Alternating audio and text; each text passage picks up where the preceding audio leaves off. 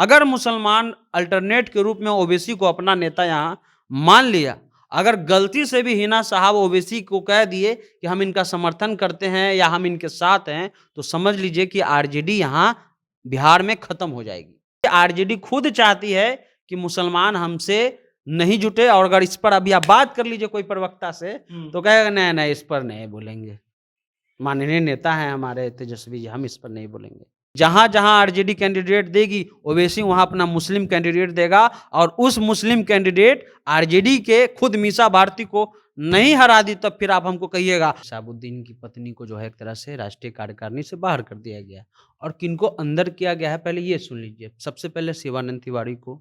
शिवानंद तिवारी वही है जिन्होंने जाकर के हाईकोर्ट में पीआईएल किया था, उसके बाद लालू यादव को जेल हुआ था। दूसरा है उदय नारायण चौधरी। उदय नारायण चौधरी 10 साल जेडीयू में रहे, और 10 साल जेडीयू में रहने के बाद जब वहाँ स्कोप नहीं दिखा तब जाके वो आरजेडी में आए।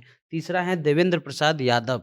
देवेंद्र प्रसाद यादव सपा से सांसद रहे हैं, समाजवादी पार्टी के यहाँ सदस्य रहे हैं, यहाँ बार्गेनिंग भी है। लालू यादव को पहले खूब गाली देते थे। हिना साहब ने 10 से 15 जगह फोन किया और ये मना किया कि आपको आरजेडी को वोट नहीं देना है। इसी कारण ये बताया जा रहा है कि उनको राष्ट्रीय कार्यकारिणी से बाहर कर दिया गया है। लेकिन अगर ऐसा है तो आप तेज प्रताप यादव को भी बाहर कीजिए, क्योंकि तेज प्रताप यादव वही हैं जो जहानाबाद में सुरेंद्र यादव के खिलाफ कैंडिडेट दिए, और सुरेंद्र यादव वहां मात्र 1700 वोट से लोकसभा का चुनाव हार गए। अगर आपको कहा गया कि राज्यसभा का सांसद का सीट दिया जाएगा, वहां भी नहीं दिया गया। कहा गया कि एमएलसी ओसामा को बनाया जा सकता है, वहां भी नहीं बनाया गया। और अब इतनी बेइज्जती हो गई कि अब उनको राष्ट्रीय कार्यकारिणी से ही बाहर कर दिया गया है। खास करके सीवान, गोपालगंज और जो खास करके छपरा का जो इलाका है, अगर वहां 8% भी मुसलमान अगर हट जाता है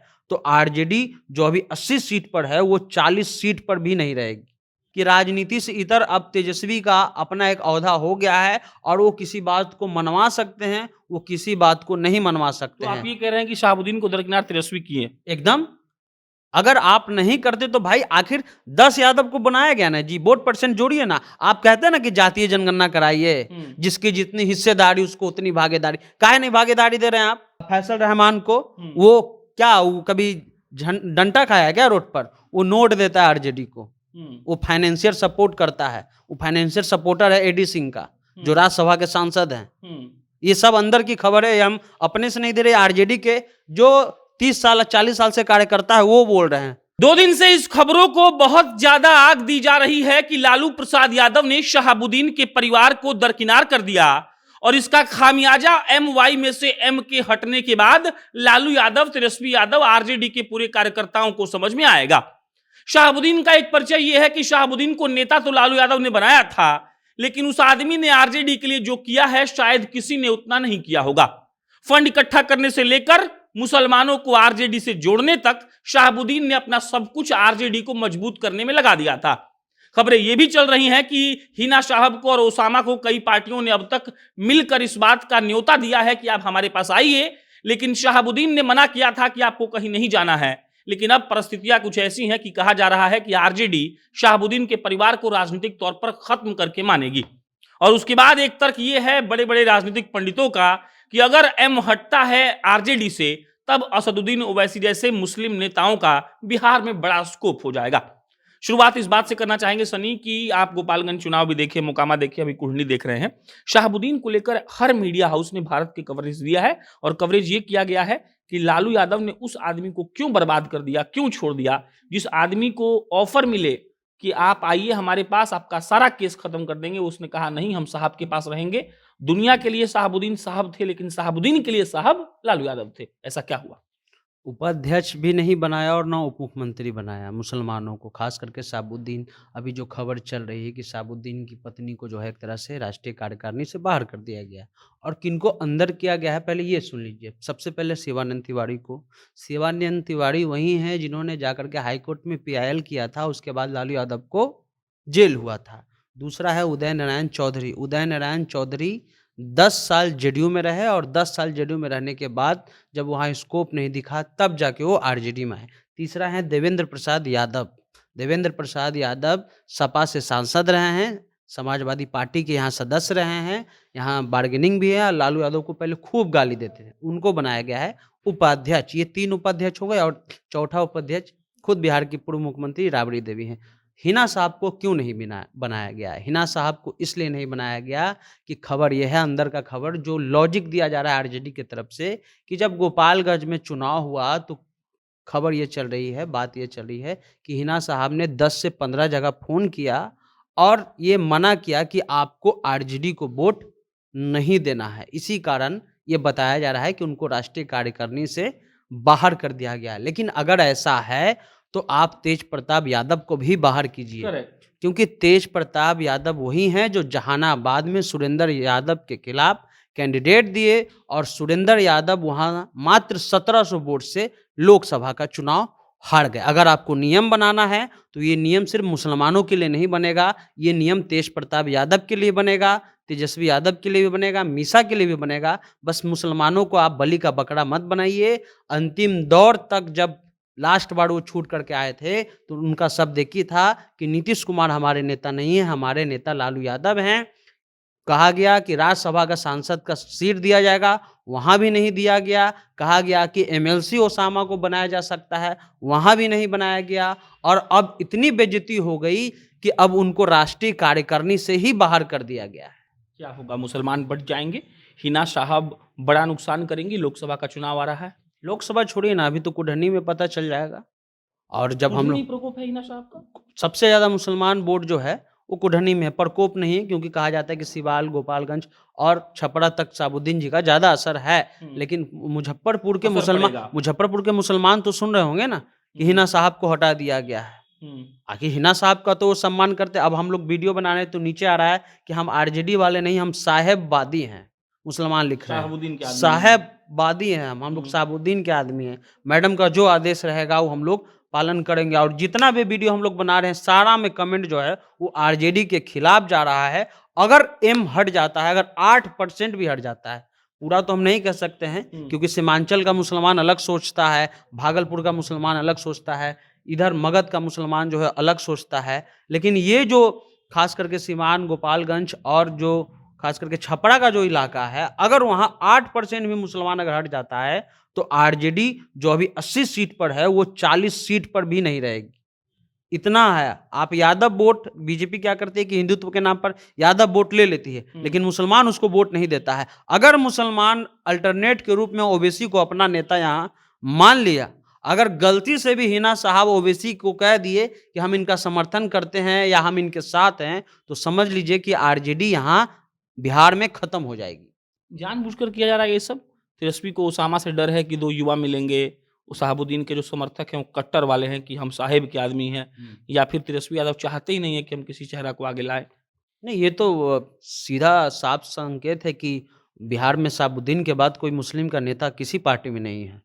और वो जानते हैं कि अगर थोड़ा सा भी वेट साहब को मिल गया, यानी ओसामा साहब को मिल गया, तो वो नेता बन जाएंगे। और वो नेता हैं भी, इसमें कोई दो राय ना रखे, मुसलमान का नेता हैं वो। और हिना साहब, इनको लग रहा होगा कि छोटी मोटी बात है, ये बहुत बड़ा डैमेज होगा। इसको आप लिख लीजिए, बहुत बड़ा डैमेज होगा। और हिना साहब को जो नज़रअंदाज किया गया है मुसलमान, अभी हम लोग जो वीडियो बनाएंगे उसका कमेंट आप पढ़ लीजिएगा। या इससे पहले भी हम लोग मुसलमानों के मुद्दे पे, भाई आप ना मुख्यमंत्री बनाते हैं ना उपाध्यक्ष बनाए, कम से कम उपाध्यक्ष बना देते। आप देवेंद्र यादव को बना दिए, आप उदय नारायण चौधरी को बना दिए, शिवानंद तिवारी को बना दिए। 27 जो राष्ट्रीय कार्यकारिणी के सदस्य होते हैं उसमें मात्र 3 मुसलमान, रेशियो निकालिए आप, और 10 यादव हैं। सोचिए 10 यादव। लालू यादव जितना अच्छा राजनीतिक खिलाड़ी ऐसी गलती कैसे कर सकता है? गलती नहीं हो रहा है, जान के किया ये प्रेशर है। ये प्रेशर है उन लोगों का जो चाहते हैं कि अब पार्टी जो है हमारे अनुकूल चले। ये प्रेशर उन लोगों का है। लालू यादव ठीक है कि मोहर उन्हीं का लगेगा, लेकिन उनको पता है कि राजनीति से इतर अब तेजस्वी का अपना एक औहदा हो गया है और वो किसी बात को मनवा सकते हैं, वो किसी बात को नहीं मनवा सकते हैं। आप ये कह रहे हैं कि शहाबुद्दीन को दरकिनार तेजस्वी किए? एकदम। अगर आप नहीं करते तो भाई आखिर 10 यादव को बनाया गया ना जी, वोट परसेंट जोड़िए ना। आप कहते हैं ना कि जातीय जनगणना कराइए, जिसकी जितनी हिस्सेदारी उसको उतनी भागीदारी। काहे नहीं भागीदारी दे रहे हैं आप? अपना पार्टी में भागीदारी नहीं दे रहे हैं। अब पूरा बिहार को आप भागीदारी समझा रहे हैं कि जिसकी जितनी हिस्सेदारी उसको उतनी भागीदारी, तो दीजिए ना, 10 को बनाइए मुसलमान, 10 को नहीं 12 को बनाना चाहिए, क्योंकि यादवों से ज्यादा संख्या बिहार में मुसलमानों का है। तो आप 12 बनाइए। आप बनाए हैं कितना? 3 बनाए हैं। किसको? अब्दुल बारी सिद्दीकी को। जमीनी नेता कहाँ है वो? अब कहाँ जमीनी नेता रह गए? अलीनगर से पिछले बार 20 में चुनाव हार गए, जब आरजेडी का लहर था, नौकरी वाली सरकार बन रही थी। उसके अलावा आप मोहम्मद सत्तार को बनाया है। मोहम्मद सत्तार यहाँ का है जी, बिहार का नहीं, वो मुंबई का है। दूसरा आप फैसल अली को बनाया है, फैसल रहमान को। वो क्या, वो कभी डंटा खाया है क्या रोड पर? वो नोट देता है आरजेडी को, वो फाइनेंशियल सपोर्ट करता है। वो फाइनेंशियल सपोर्टर है एडी सिंह का, जो राज्यसभा के सांसद हैं। ये सब अंदर की खबर है, हम अपने से नहीं दे रहे। आरजेडी के जो 30 साल 40 साल से कार्यकर्ता है वो बोल रहे हैं। खुल करके तो बोल नहीं पाएंगे और डरते भी हैं। पिछले बार जब हम लोग ने वीडियो बनाया कि क्या मुसलमानों के बॉडी से जो है तेजस्वी को स्मेल आता है, तो 50 कॉल आए। आपको भी आए होंगे, हमको खुद पर्सनल 50 कॉल आए कि ये बात एकदम सच है। जो तवज्जो मिलता था पहले, अब नहीं मिलता है। हमें लगता है कि अब मुसलमानों का वोट तेजस्वी यादव, आरजेडी को नहीं चाहिए। इसमें भाजपा कैसे निकल जाएगी, ये समझा दीजिए। आराम से निकल जाएगी ना। आपका जनाधार वोट तो शुरू से हो ही रहा है, ठीक है।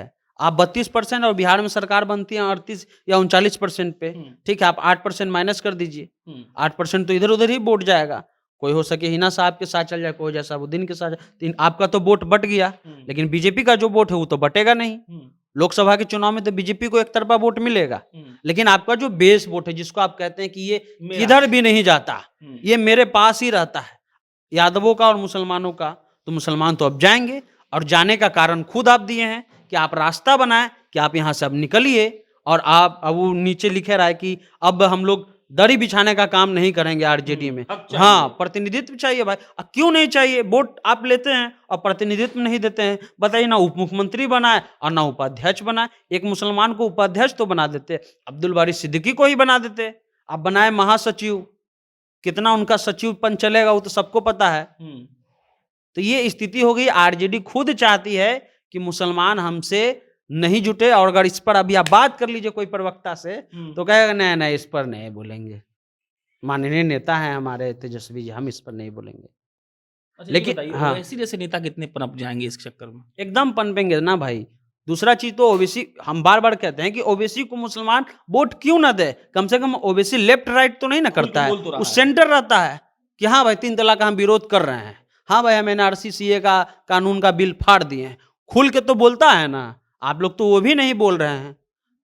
ये डर रहे हैं कि कहीं जो एक अभी बीजेपी का जो डर है, ये बीजेपी का डर है कि अगर तनी सा टोपी वाला कहीं दिख जाए किसी पार्टी में तो सारा वोटवा ले लेगा। यही राजनीति अपनाया जा रहा है, लेकिन ये राजनीति बिहार में नहीं चलती है। बिहार की राजनीति दूसरी है। बिहार की राजनीति जाति आधारित है और आपका एक बहुत बहुत मजबूत वोट बैंक है मुसलमान। आरजेडी का बहुत ज्यादा मजबूत वोट बैंक है, 16% 18% वोट है, लेकिन आप उसको इग्नोर कर रहे हैं और इसका खामियाजा आपको हम कह रहे हैं कि लोकसभा में दिख जाएगा। और देखिएगा ओवैसी को कि जहां जहां आरजेडी कैंडिडेट देगी, ओवैसी वहां अपना मुस्लिम कैंडिडेट देगा और उस मुस्लिम कैंडिडेट आरजेडी के खुद मीसा भारती को नहीं हरा दी, तब फिर आप हमको कहिएगा। और जो अभी लोग चुप हैं आरजेडी में रहते हुए, चाहे वो प्रवक्ता चाहे नेता हैं, वो लोग भी खुल करके आएंगे 24 के चुनाव में। और नहीं हो तो ये भी हो सकता है कि बहुत सारे मुसलमान कार्यकर्ता जो हैं आरजेडी के, वो ओवैसी में भी शामिल हो जाएंगे। अगर उनको टिकट दे दिया जाएगा, आप मुसलमान हैं, 30 साल से आपको टिकट नहीं दिया जा रहा है और ओवैसी आकर कहे कि हम आपको टिकट देते हैं, चुनाव लड़िए, तो आप तो हारिएगा ही हारिएगा, आपका वोट बैंक भी ओवैसी ले जाएगा। ये स्थिति बन रही है। चलिए, ये सनी थे। बाकी शहाबुद्दीन और उनके परिवार को दरकिनार करना लालू यादव, आरजेडी और तेजस्वी यादव के लिए कितना महंगा पड़ेगा, ये आपको 1-2 साल में दिखेगा। क्योंकि देखिए, आपको वक्त लगेगा इस चीज़ को समझने में। लेकिन असलियत यही है कि हिना साहब को दरकिनार करना एक तरीके से बिहार के मुसलमानों को आप संदेश दे रहे हैं कि आपका कोई महत्व नहीं है। और अगर आप उनको बता रहे हैं कि उनका कोई महत्व नहीं है, तो वो भी आपको बताएंगे कि आपका महत्व क्या है। बाकी आपकी प्रतिक्रिया का इंतजार हम कमेंट बॉक्स में करते रहेंगे। मेरा नाम प्रशांत राय है। सनी का बहुत शुक्रिया, धन्यवाद।